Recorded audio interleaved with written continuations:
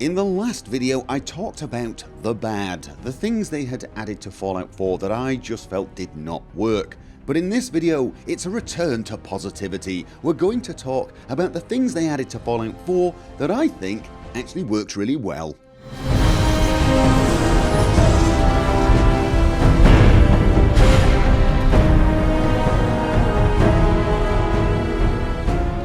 Now, if you're one of the people that hates Fallout 4, you probably listened to that introduction and wanted to crack a joke along the lines of, finally, a short video. And I'm afraid if you did, you don't know me very well, because A, I never make short videos, and B, I rarely see anything as purely black and white, and this is true in Fallout 4. This is a game I have said repeatedly I consider to be a good game, and in spite of the fact that I did rip it apart in the last episode, there are plenty of things to celebrate in this game. However, my intention is not to just simply give you a list of the things that I liked in this game, but to give you examples of things they added that in my opinion enhance the core strength of the Bethesda Gaming Studios games, this thing that I have called the Elder Scrolls formula that exists in Morrowind, Oblivion, Skyrim, and even existed to some extent in Fallout 3. So even though there are plenty of things to praise, for example the improved gunplay, the better graphics, the more stable engine, these were not the things I feel were needed for a successful game. I don't believe Fallout 4 needed those things. I think those were nice, but they were not requirements for me. I was looking for something else. The core experience I wanted from Fallout 4 was something I got in Fallout 3, and of course is something I got in Morrowind, Oblivion, and Skyrim. It's this thing that I'm calling the Elder Scrolls formula. A great world to explore, and the option to create my own character, to create a different playstyle each time I play, and indeed the ability to create my own story rather than have one spoon-fed to me. This would allow me to play the game over and over and over and have it be a different experience each time. Replayability. A good example of something that was added that was generally positive, and I say generally positive, but actually had no real effect on this thing that I'm calling the Elder Scrolls formula, is power armor. The way they implemented power armor in Fallout 4 was, well, it was quite a step forward. Instead of it feeling like just another outfit you put on, like a jacket and a helmet, it really did feel like a giant exoskeleton that you were climbing into. It felt very different, and from the moment I saw it in the release trailer, it was pretty damned exciting. Indeed, playing in powered armor feels so different, you could even argue that I'm being unfair not to list this in things that enhance the Elder Scrolls formula. Doing a power armor playthrough does feel very different to doing a non-power armor playthrough, so it's one of those ones that's on the boundary for me. And of course it does come with the options to mix and match and modify the functionality and indeed the look of the powered armor, which is always great. Being able to customize things definitely helps you shape your own story. With powered armor it's not all good though. The downside to powered armor in Fallout 4 in my opinion is you get it way too early and you find it way too often. It's somewhat cheapened by this. Power armor in previous games was something you got towards the end of the game. Things like miniguns were something you found, midway through the game or in the early stages, but not immediately. And things like death claws were things that you fought towards the end. In Fallout 4 they gave you all of that really early on, and it felt like to be honest with you, it felt like they'd got a cool new thing and they were just dying to show it to you and couldn't wait until the second half of the game. But honestly, I think that was a mistake. Power armor should be end game, well, not necessarily end game, but definitely latter half of the game. It should be something you aspire to, that when you finally get it you think, oh yeah, rather than, oh look, more bloody power armor. This is more of an issue with the pacing of the game though, and not really the fault of power armor directly. The implementation of power armor itself was, in my opinion, a very positive thing, and it deserves an honouring mention in the list of things that I consider to be the good. Staying with the theme of gear, this is an area I believe Fallout 4 scored well in. Not specifically the base items, the base armor pieces or the base weapons. There weren't actually that many pieces in the game, but the fact that you could customize them all, especially the weapons. You could take a pipe pistol and turn it into a submachine gun, into a rifle. You could turn it into a sniper rifle. You could add bayonets, silencers, scopes, different magazines, and so on. And in fact, in the later game with one of the DLCs, you could even change the colors, which I think is something that probably should have been there from the start. This option to customize not just the functionality but the very look of these weapons really helps create a unique feel to, well, those items, and therefore by extension your character. I also like the fact that you could add a lot of different small pieces of armor. In the previous games you just had, an outfit and a hat, whereas in Fallout 4 you had under armor, you had the hat, but you also had chest, 2 arms, 2 legs, and you could mix and match and make some pretty unique combinations. I like that idea. Of course, the downside to this is you will spend quite a lot of time in crafting stations tinkering around with your gear. But when I said downside, I made air quotes with my fingers because honestly, to me, this is not a bad thing. I enjoy tinkering around with my inventory. I enjoy playing around and getting things set up in a different way each time I go out.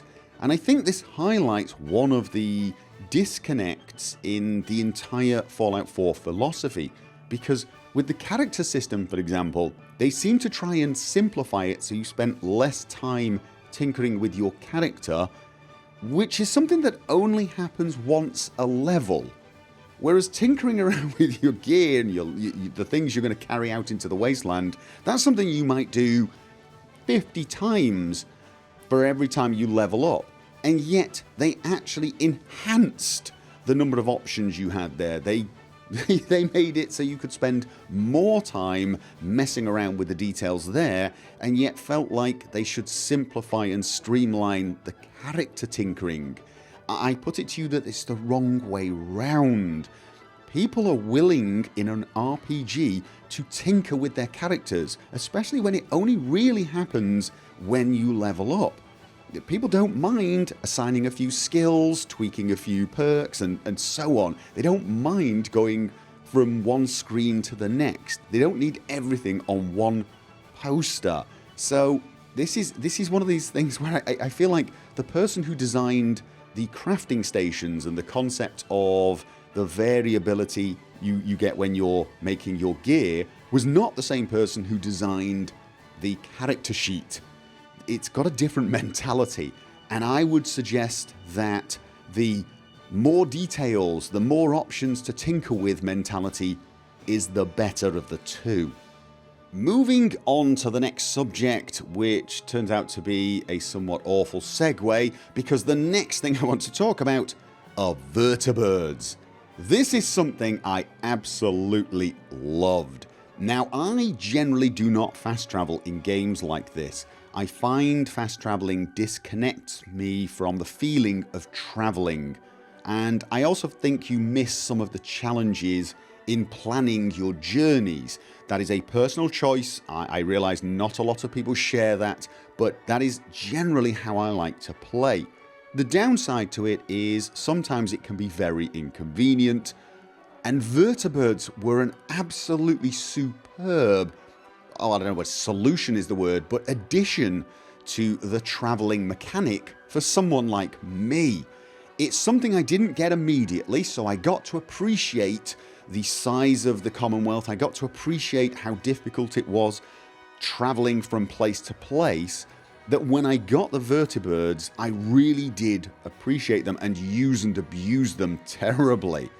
But once on board the Vertibird, I really did feel like I was travelling. There was no disconnect. There was no load screen and then I suddenly appear in the next place. I got this feeling of travelling. Yes, it was faster than walking, and yes, it was quite a bit safer, but it still felt like travelling. It was absolutely brilliant to see the Commonwealth from that viewpoint. Now, it's true that the AI got a bit wonky when you started modding your game. You ended up flying through hills and buildings, which was a little disconcerting, but that's more the fault of the mods than the game itself. Overall though, I found Vertibirds were a lot of fun and they helped enhance the exploration side of the game. They could speed things up when you needed them to be sped up without robbing you of that feeling of travel. The last thing I want to talk about in this video is something that is somewhat controversial. I suspect more people will disagree with me on this one issue than any other, and that of course is the issue of settlements. I think the settlements were generally a good addition to this game. They overall added to this Elder Scrolls formula that I have been talking about.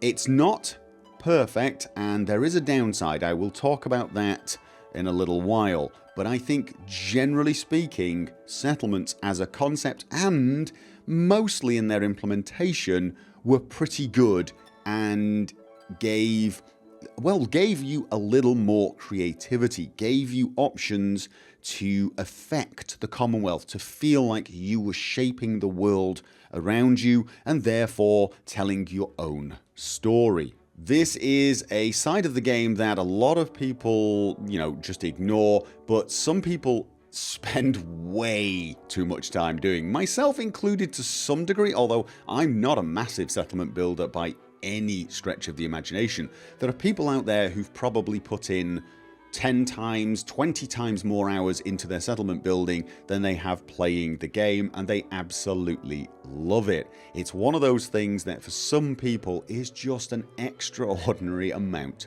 of fun. And the great thing is it's completely optional. You can do a run through where you build loads of settlements and become, the leader of a thriving Commonwealth, or you can totally and utterly ignore it. I've done 2 playthroughs where I just didn't create a single solitary settler.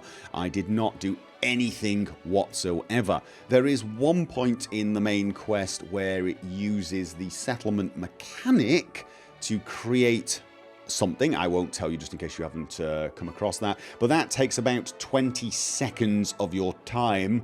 I suppose if you've never done any settlement building and you're trying to get used to the interface, it might take a minute or so more, or if like me you're trying to make it look good and put defenses up and so on, it can take a while longer. But in actual fact, settlement building is completely optional. You can just ignore Garvey, run off, never return, and pretty much you will come across settlements, but you do not necessarily have to build anything. You don't have to engage with the settlers in any way, shape or form. This gives you options to do different things each time. But although I generally see this as a positive thing, there is a downside, I'm afraid. And it's not because the concept is flawed, but because of the implementation. The downside to this is if you're not interested in settlements, they are dead space. And there's a lot of them. You'll discover them all over the Commonwealth, and you know what you've discovered the instant you discover it, and it's dead space. There's nothing really interesting going on there with a few exceptions. And so this is pretty much empty, unused real estate, and you can't help but feel that impacts the exploration side. If you're not into settlement building, you're wanting to find interesting things to do. You're wanting to find people, places, adventure, perhaps even just fights. You're looking for something more than a wide open space with a workstation that you're going to ignore. So whilst I believe settlements in their current form definitely add to the creative side, they allow you to create your own story, they choose a different play style, so to speak, the builder play style, they do negatively impact the exploration side. And this is important. This is something they need to consider. Every time they add something, how is it affecting the core experience of the game? And a core part of the games for me is this exploration. I don't want to keep finding things that are of no use nor interest to me because I will get a little bored. The thing is, it did not have to be this way. I can think of a few settlements straight off that are actually a lot more interesting. Think of places like Covenant. This is a thriving settlement, but it's a place that already has people with names, stories of their own, and indeed quests. There's a very interesting quest that starts in Covenant and takes you quite a while to do. It's actual content, it's stuff to do outside of settlement building. Think of Bunker Hill, which is again a very different place. It has its own character, it has named NPCs, and there are a few quests that end up happening there rather than starting there, although there are one or two that start there as well. The important thing is it has some sort of character of its own, and it has something for the non-settlement builder to do. Think of Grey Garden.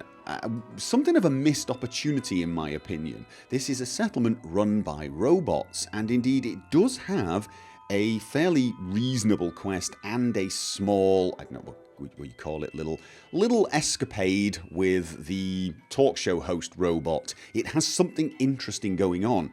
More could have been done with that place in my opinion. A lot more could have been done to make it interesting for people who don't want to do settlement building. Now, I've already done a video on how they could make settlement building more interesting for settlement builders, but I actually have a lot of ideas on how they could have made settlements more interesting for people who don't care about settlements. I'm talking about making settlements interesting places for people to visit, or even having settlements self-build to some minor degree. If you think about some of the quest mods made by Mike Hanzo, things like the Helgen Reborn mod, the After School Special, the Bison Steve Hotel, these are quests that are quite involved. There's a lot of stuff going on in those quests, a lot of story, and in fact the Helgen Reborn one's probably got a good 10 or 11 hours of questing in it. And at the end, you've got, well, what is essentially a settlement. You didn't build it, the NPCs built it, with, you doing a lot of stuff they needed you to do to get it done. This sort of thing could have been an option. You could have had an option to run off and help a settlement out in some way, and then when you come back a few weeks later, they've built a few things. Or you could have actually done what was needed and then come back and helped them build it.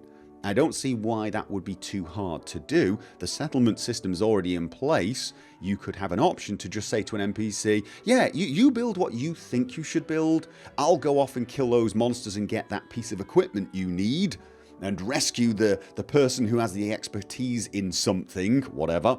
Or, no, don't worry, I'll place these things for you. Imagine if you'd turned up to the settlement that is essentially a drive-in cinema, and there was some nerdy old guy there who had dreams of turning it into an actual cinema, but he lacked the expertise. But he knew of a guy who knew how to do this sort of projection, but you had to find him, and then you had to find a collection of movies to play, and so on. You can imagine a lot of different things that you could do, and whilst you're doing them, either the cinema gets built up without you because you've got no interest in building, or you actually take a hand in it, or perhaps once the basics are done you get to enhance it if you are a settlement builder by nature.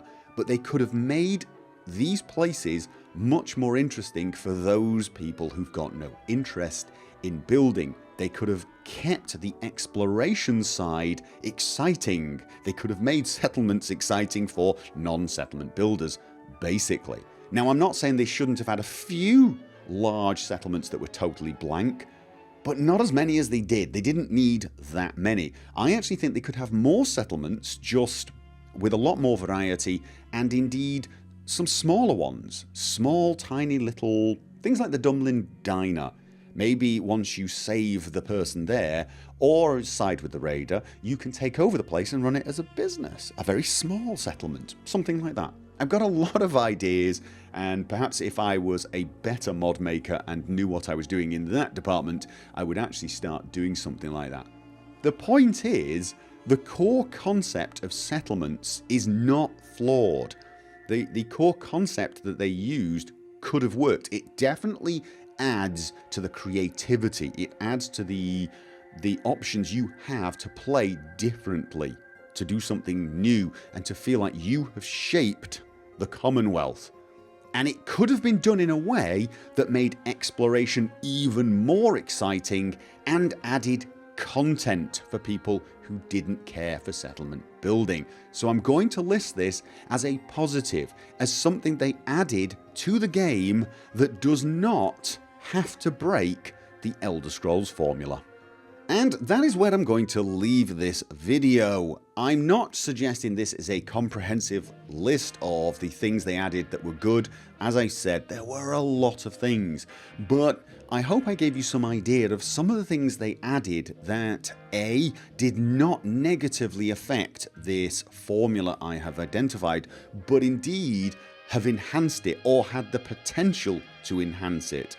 It isn't that they can never change their games. They can. They just have to change them in a way that doesn't remove the core reason that I love and play their games. If they want their games to appeal to a gamer like me, they have to keep this core experience, all the whilst adding new things. The core experience is more important than the new stuff by far. And that leads us on to the next subject, the final subject, the entire reason for this series' existence. What do I need them to do to make the Elder Scrolls 6 game work for me? Not just the things I want them to add, but what do they need to keep? What sort of experience do they need to provide me to enjoy Elder Scrolls 6 as much as I've enjoyed all their previous games?